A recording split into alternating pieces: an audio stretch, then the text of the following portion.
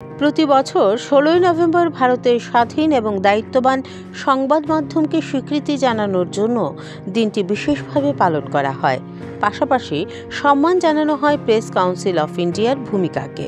এই দিনটি গণতন্ত্রের অপরিহার্য স্তম্ভ, সাংবাদিকতার ত্যাগ, চ্যালেঞ্জ এবং দায়িত্বকে স্মরণ করার দিন। 1838 সালে দি বেঙ্গল গেজেটের মাধ্যমে, যা ছিল একটি রাজনৈতিক এবং সামাজিক আন্দোলন, ব্রিটিশ শাসনের সময়ে সংবাদ মাধ্যম জনমত গঠনের একটি শক্তিশালী মাধ্যম হয়ে ওঠে এবং স্বাধীনতা সংগ্রামের একটি গুরুত্বপূর্ণ অংশ ছিল। 1966 সালে প্রেস কাউন্সিল অফ ইন্ডিয়া প্রতিষ্ঠিত হওয়ার দিনটিকে স্মরণ করে রাখার জন্য পালন করা হয় জাতীয় প্রেস দিবস। এটি সংবাদ মাধ্যমের স্বাধীনতা, নৈতিকতার পাশাপাশি জনগণের স্বার্থ রক্ষায় গুরুত্বপূর্ণ ভূমিকা পালন করে।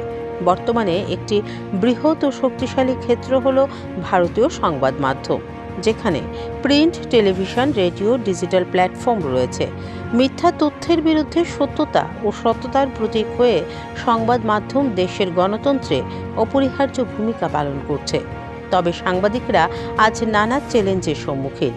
একদিকে ডিজিটাল যুগের সাথে খাপ খাইয়ে চলতে হচ্ছে, অন্যদিকে কর্পোরেট চাপ, মিথ্যা খবর এবং সরকারের হস্তক্ষেপের মাধ্যমে সংবাদ মাধ্যমের স্বাধীনতার প্রতি সৃষ্টি হচ্ছে হুমকি।